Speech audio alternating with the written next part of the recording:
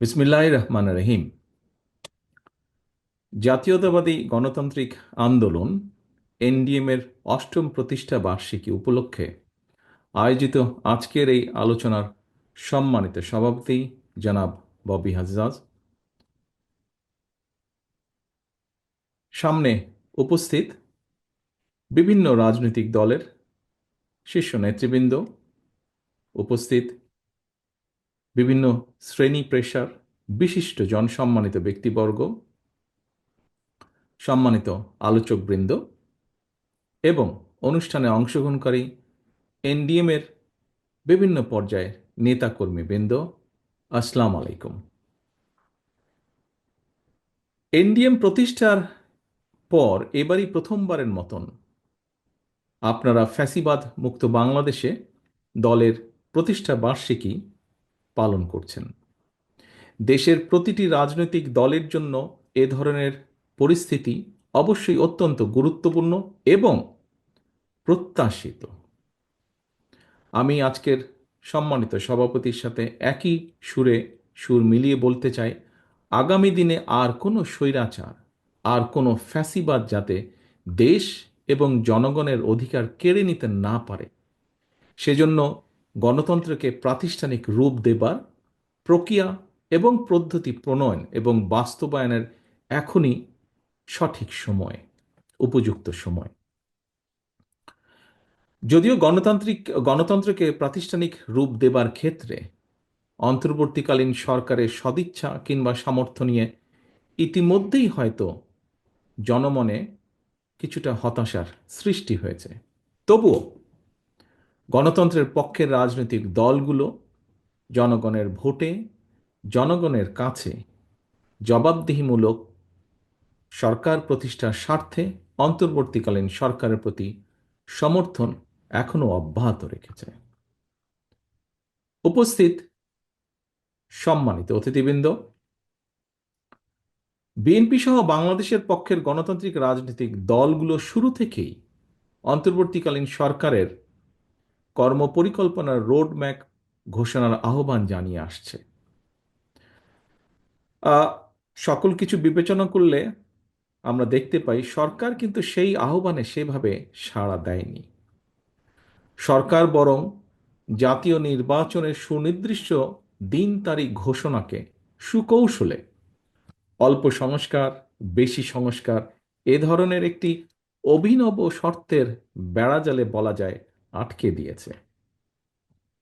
অন্তর্বর্তীকালীন সরকারের চিন্তা এবং কর্ম পরিকল্পনা সম্পর্কে জনগণ অন্ধকারে থাকায় কিন্তু দেশের রাজনৈতিক অঙ্গনে হয়তোবা অস্থিরতা বাড়ছে। প্রায় বিভিন্ন দাবি দাওয়া নিয়ে আমরা দেখছি প্রতিদিন বিভিন্ন শ্রেণী পেশার মানুষ রাজপথে জড়ো হচ্ছেন।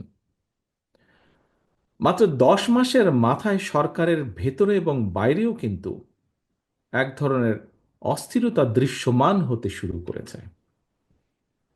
সরকার জনগণের ভাষা, আশা, আকাঙ্ক্ষা উপলব্ধি করতে ব্যর্থ হলে দেশে রাজনৈতিক অস্থিরতা বাড়তেই থাকবে। আমরা মনে করি দেশে এভাবে অস্থিরতা বাড়লে এই সরকারের পক্ষে পরিস্থিতি সামাল দেওয়া কষ্টসাধ্যই হয়ে পড়বে। সুতরাং অন্তর্বর্তীকালীন সরকারের প্রতি তাদের সক্ষমতা সম্পর্কে আরও সতর্ক হওয়ার আহ্বান জানাই আজকের এই সভা থেকে। উপস্থিত প্রিয় রাজনৈতিক সহকর্মীবৃন্দ, উপস্থিত সম্মানিত অতিথিবৃন্দ, গণতন্ত্রের পক্ষে রাজনৈতিক দলগুলো যারা দীর্ঘ 1.5 দশক ধরে ফ্যাসিবাদী বিরোধী আন্দোলন সংগ্রামে একসঙ্গে আমরা রাজপথে ছিলাম, অন্তর্বর্তীকালীন সরকারের সামর্থ্য এবং সক্ষমতা সম্পর্কে আমরা এখনো নেতিবাচক মন্তব্য করিনি আমাদের অবস্থান থেকে। তবে আমরা চুপ থাকলেও কিন্তু জনমনে এই সরকারের সক্ষমতা নিয়ে কিন্তু প্রশ্ন এরই ভিতরে উঠছে এবং বহু মানুষ, বিভিন্ন শ্রেণী পেশার মানুষ কথা এরই মধ্যে বলছেন। জুলাই আগস্টের অভ্যুত্থানে হাজারো শহীদের রক্ত চিরতরে অন্ধ হয়ে যাওয়া কিংবা নাক, কান, শরীরে অঙ্গ প্রত্যঙ্গ হারিয়ে চিরতরে পঙ্গুত্ব বরণ করা মানুষের হাহাকার, হাসপাতালে চিকিৎসাধীন অসংখ্য মানুষের আর্তনাদ এবং ফ্যাসিবাদ বিরোধী জাতীয় ঐক্যের উপর ভিত্তি করেই বর্তমান অন্তর্বর্তীকালীন সরকার বা সরকারের নৈতিক এবং রাজনৈতিক বৈধতার ভিত্তি রচিত হয়েছে। অথচ অথচ জুলাই আগস্টের আন্দোলনে কতজন শহীদ হয়েছেন, কতজন আহত হয়েছেন, 10 মাসেও কিন্তু অন্তর্বর্তীকালীন সরকার শহীদদের এই সংখ্যা ও তালিকা চূড়ান্ত করতে পারেনি। সম্মানিত অতিথিবৃন্দ, অথচ এর বিপরীতে একটু যদি আমরা খেয়াল করে দেখি, আপনাদেরকে আমি অনুরোধ করব একটু গভীরভাবে খেয়াল করে দেখবার জন্য। খুব সম্ভবত 2023 সালের অক্টোবর থেকে আজ পর্যন্ত, এই মুহূর্ত পর্যন্ত যুদ্ধ বিধ্বস্ত গাজায় কতজন মানুষ শহীদ হয়েছেন, কতজন আহত হয়েছেন, এই মুহূর্তে যদি আপনারা গুগলে সার্চ করেন, সেখানে মোটামুটিভাবে হতাহত মানুষের সংখ্যার হালনাগাদের যে তথ্য সেটি আপনারা দেখতে পাবেন বা পেয়ে যাবেন। অথচ এই মুহূর্তে একজন শিক্ষার্থী অথবা একজন গবেষক যদি জুলাই আগস্টের শহীদদের সঠিক সংখ্যা সম্পর্কে সঠিক কিছু জানতে চান, তথ্য জানতে চান, তারা কি সেই সঠিক তথ্যটি পাবেন? এ ব্যাপারে কিন্তু একটি বিরাট সন্দেহ বা প্রশ্ন রয়ে গিয়েছে। এমন পরিস্থিতিতে গণ অভ্যুত্থানের সরকার রাষ্ট্র ক্ষমতায় থেকে 10 মাসেও যদি জুলাই আগস্টের শহীদদের তালিকা চূড়ান্ত না করতে পারে, না করা যায়, তাহলে সেটি সরকারের সক্ষমতা বহন করে কি না, আজকের সম্মানিত সকল উপস্থিতির সামনে আমি প্রশ্নটি রেখে যাচ্ছি। এখানে আরেকটি প্রশ্ন এসে দাঁড়ায়, সেটি হচ্ছে সরকার কি তাহলে হতাহতদের ব্যাপারে উদাসীন, নাকি ক্ষমতার মোহে আচ্ছন্ন? এটিও আজকে বহু মানুষের, দেশের বহু মানুষের একটি বড় জিজ্ঞাসা। সম্মানিত অতিথিবৃন্দ, সম্মানিত সভাপতি, জুলাই আগস্টের হতাহতদের সঠিক তালিকা তৈরি করার চেয়েও অন্তর্বর্তীকালীন সরকারের কাছে করিডোর প্রদান কিংবা বন্দর ব্যবস্থাপনা বিদেশের হাতে তুলে দেওয়াটাকেই বেশি প্রাধান্য বলে মনে হচ্ছে, বা তারা বেশি প্রাধান্য দিচ্ছেন বলে মনে হচ্ছে। আমি একই সাথে এই ব্যাপারে সভাপতি সাহেব তার বক্তব্যে যা বলেছেন তার সাথে একই সুরে সুর রেখে বলতে চাই, আমরা আবারও স্পষ্ট করে জানিয়ে দিতে চাই, করিডোর কিংবা বন্দর দেওয়া না দেওয়ার সিদ্ধান্ত অন্তর্বর্তীকালীন সরকারের অবশ্যই কাজ নয়। এই সিদ্ধান্ত নেবে জনগণের ভোটে নির্বাচিত জাতীয় সংসদ বা জনগণের ভোটে নির্বাচিত সরকার। বর্তমান অন্তর্বর্তীকালীন সরকারের আইনগত এবং রাজনৈতিক বৈধতা নিয়ে হয়তো কোনো প্রশ্ন নেই, তবে এই সরকার কোনোভাবেই জনগণের কাছে জবাবদিহিমূলক সরকার নয়। সুতরাং অন্তর্বর্তীকালীন সরকারের কাছে জনগণের ভোটে জনগণের কাছে জবাবদিহিমূলক সরকার প্রতিষ্ঠাই প্রথম এবং প্রধান অগ্রাধিকার হতে হবে। সম্মানিত সভাপতি, সম্মানিত অতিথিবৃন্দ, সম্মানিত উপস্থিত নেতৃবৃন্দ, সরকার জাতীয় রাজস্ব বোর্ড এনবিআর এর সংস্কার শুরু করেছে। এনবিআর সংস্কারের প্রয়োজনীয়তা নিয়ে আমাদের হয়তো কারোরই কোনো তেমন দ্বিমত নেই, কিন্তু সংশ্লিষ্টদের সঙ্গে আলাপ আলোচনা এবং সুষ্ঠু পরিকল্পনা এবং পরিণত চিন্তা না করে তড়িঘড়ি করে সংস্কার শুরু করে দেওয়ায় কিন্তু পুরো বিষয়টি হিতে বিপরীত হয়েছে, যা এরই ভিতরে আমরা পত্রপত্রিকার মাধ্যমে, সংবাদপত্রের মাধ্যমে পরিষ্কারভাবে দেখতে পাচ্ছি। প্রতিষ্ঠানটির কর্মকর্তারা সংস্কার প্রস্তাবনা এবং পদ্ধতি সম্পর্কে ভিন্ন মত পোষণ করে এরই ভিতরে কিন্তু প্রতিবাদ কর্মসূচি পালন করছেন। এনবিআর এর চলমান কর্মসূচির ফলে যথাসময়ে নিয়মিত রাজস্ব আদায় কার্যক্রম বন্ধ রয়েছে। ফলে চলতি অর্থ বছরে হাজার হাজার কোটি টাকার রাজস্ব ঘাটতি দেখা দেওয়ার কিন্তু একটি বিরাট সম্ভাবনা দেখা দিয়েছে। অন্তর্বর্তীকালীন সরকার এখনও তাদের কর্ম পরিকল্পনার অগ্রাধিকার কোনটি তাদের প্রায়োরিটি নির্ধারণ করতে পেরেছেন বলে কিন্তু মনে করার কোনোই কারণ নেই। অন্তর্বর্তীকালীন সরকার যাই বলুক না কেন, আমরা যদি খেয়াল করে দেখি, দেশে বিনিয়োগ পরিস্থিতিও কিন্তু আশাব্যঞ্জক নয়। সরকারকে আমরা দেখেছি ব্যাপক আয়োজনে বিনিয়োগ সম্মেলন করলেও কাঙ্ক্ষিত বিনিয়োগ কিন্তু আসেনি। দেশি কিংবা বিদেশি বিনিয়োগ পরিবেশের জন্য রাজনৈতিক স্থিতিশীলতা এবং স্থিতিশীল একটি সরকার অত্যন্ত গুরুত্বপূর্ণ। এই বিষয়ে এখানে উপস্থিত সম্মানিত সভাপতি সহ উপস্থিত অতিথিবৃন্দ কেউ দ্বিমত পোষণ করবেন না, আমি দৃঢ়ভাবে বিশ্বাস করি।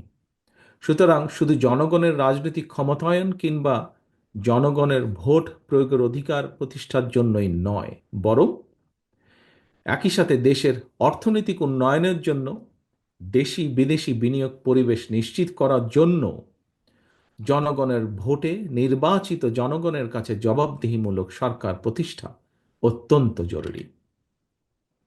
প্রিয় রাজনৈতিক সহকর্মীবৃন্দ, নানা রকম আলোচনা সমালোচনা থাকলেও গণতান্ত্রিক বিশ্বে কিন্তু শেষ পর্যন্ত রাজনীতিবিদরাই রাষ্ট্র পরিচালনা করেন। জনগণকে সঙ্গে নিয়ে, জনগণের সঙ্গে থেকে রাজনীতিবিদ এবং রাজনৈতিক দলগুলো রাষ্ট্র পরিচালনার দায়িত্ব পালনের জন্য নিজেদেরকে প্রস্তুত করে থাকেন। এটি গণতান্ত্রিক বিশ্বের রীতি। সরকার কিন্তু কোনো একটি এলিট ক্লাব কিংবা কর্পোরেট প্রতিষ্ঠান নয়। সরকার অবশ্যই একটি রাজনৈতিক প্রতিষ্ঠান। এই রাজনৈতিক প্রতিষ্ঠানটির সঙ্গে দেশের প্রতিটি নাগরিকের সরাসরি অংশগ্রহণ নিশ্চিত থাকতে হবে। গণতান্ত্রিক রাজনৈতিক সংস্কৃতি এবং ব্যবস্থাকে উপেক্ষা করে যদি বিরাজনীতিকরণকে উৎসাহিত করা হয়, তাহলে হয়তোবা কোনো ব্যক্তি বিশেষ লাভবান হলেও হতে পারেন, কিন্তু শেষ পর্যন্ত রাষ্ট্র, গণতন্ত্র এবং গণতান্ত্রিক জনগণই ক্ষতিগ্রস্ত হয়। প্রিয় রাজনৈতিক সহকর্মীবৃন্দ, একটি রাজনৈতিক দল রাষ্ট্র পরিচালনার জন্য ধীরে ধীরে কিভাবে নিজেদেরকে প্রস্তুত করে থাকেন, এর একটি ছোট্ট উদাহরণ আপনাদের সামনে আমি তুলে ধরে আমার বক্তব্যকে শেষ করে আনতে চাই। আমরা সকলেই জানি, পতিত পরাজিত পলাতক স্বৈরাচার লুটপাট, দুর্নীতি আর টাকা পাচার করে দেশের ব্যাংকিং খাতকে বলা যায় প্রায় ধ্বংস করে ফেলেছিল। এই ব্যাংকিং খাতকে সংস্কার করার জন্য এনডিএম 22 দফা সুপারিশমালা প্রস্তুত করেছে। এর মধ্যে 9টি দফা অগ্রাধিকার ভিত্তিক সুপারিশ। এনডিএম এর এই 9 দফা সুপারিশ আমার দেখার সুযোগ হয়েছে। সুপারিশগুলোকে আমার কাছে সময় উপযোগী এবং যৌক্তিক মনে হয়েছে, বাস্তবধর্মী মনে হয়েছে। তবে এই যে বিষয়টি যেটি বললাম 9 দফার, বা এই যে অর্থনৈতিক যে ব্যাংকিং সেক্টরে এনডিএম এর যে প্রস্তাবনা, এই বিষয়টি এখানে বলার মূল লক্ষ্য বা উদ্দেশ্য হচ্ছে প্রতিটি রাজনৈতিক দল এভাবেই দল এবং সরকার পরিচালনার দায়িত্ব পালনের জন্য রাজনৈতিক প্রক্রিয়ায় ধীরে ধীরে নিজেদেরকে প্রস্তুত করে তোলে। নিজ নিজ দলের আদর্শ, উদ্দেশ্য এবং প্রস্তাবনার পক্ষে জনগণের ম্যান্ডেট নেয়। জনগণের ম্যান্ডেট পেলে রাষ্ট্র এবং সরকার পরিচালনার দায়িত্ব পালন করে। সুতরাং বিরাজনৈতিকরণ নয়, বরং দেশে গণতান্ত্রিক রাজনৈতিক দল এবং গণতান্ত্রিক বিধিবিধান এবং রীতি পদ্ধতিগুলিকে বরং শক্তিশালী করা অত্যন্ত জরুরি। দেশের সাংবিধানিক প্রতিষ্ঠানগুলোকে শক্তিশালী করা অবশ্যই অত্যন্ত প্রয়োজন, এবং এজন্য প্রয়োজন গণতান্ত্রিক চর্চা। অন্তর্বর্তীকালীন সরকারের প্রতি আবারও আহ্বান জানিয়ে বলবো, পরিস্থিতি অযথা ঘোলাটে না করে জাতীয় নির্বাচনের সুস্পষ্ট তারিখ ঘোষণা করুন। জনগণের ভোটে জনগণের কাছে দায়বদ্ধ সরকার প্রতিষ্ঠা করা না গেলে পতিত পলাতক স্বৈরাচারকে মোকাবেলা করা সহজ হবে না। লোভ লাভের প্রলোভন থেকে মুক্ত থেকে অন্তর্বর্তীকালীন সরকার অচিরেই জাতীয় নির্বাচনের তারিখ ঘোষণা করে জনগণের, বাংলাদেশের জনগণের অধিকার প্রতিষ্ঠার দায়িত্ব পালন করবে, এই প্রত্যাশা রেখে এবং একই সাথে আবারও এনডিএম এর 8ম প্রতিষ্ঠা বার্ষিকীর এই দিনে আপনাদের সকলের এবং এনডিএমের রাজনৈতিক সাফল্য কামনা করে আমার বক্তব্য শেষ করছি। সকলকে ধন্যবাদ। আল্লাহ হাফেজ। বাংলাদেশ জিন্দাবাদ।